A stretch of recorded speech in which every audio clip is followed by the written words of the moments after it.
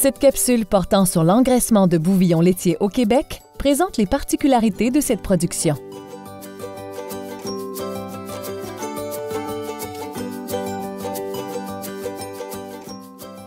Les bouvillons dits laitiers sont issus d'un ou deux géniteurs de race laitière.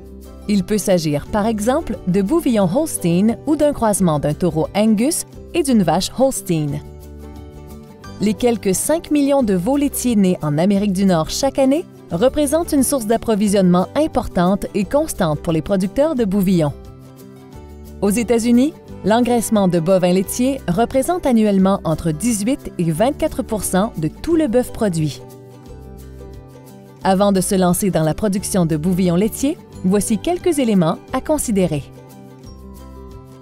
Les besoins métaboliques des bouvillons Holstein sont plus élevés que ceux des bouvillons conventionnels.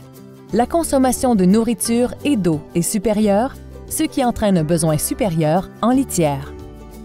L'efficacité alimentaire et le gain moyen quotidien des bouvillons laitiers sont inférieurs à ceux des bouvillons conventionnels.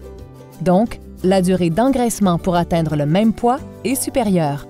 Les bouvillons laitiers croisés boucherie ont une meilleure efficacité alimentaire que les bouvillons Holstein.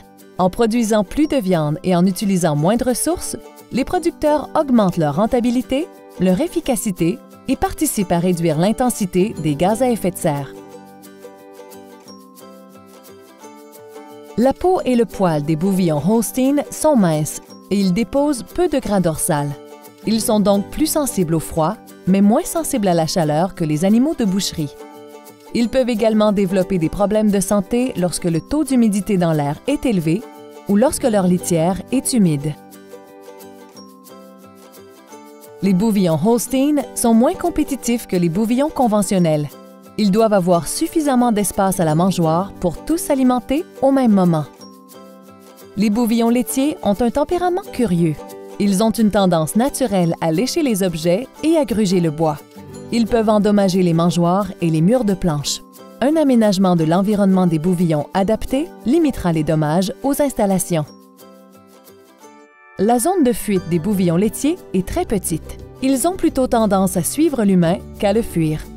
Leur manipulation en corral et en parc est différente en raison de leur tempérament sociable.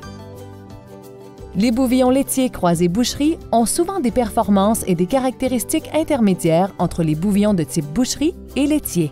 Les critères de sélection des taureaux de boucherie utilisés en production laitière ont une forte incidence sur la variabilité entre les sujets. Pour plus d'informations, consultez le guide « L'engraissement de bouvillons laitiers au Québec », guide d'information pour les producteurs de la pouponnière à la finition, disponible sur le site Web des producteurs de bovins du Québec.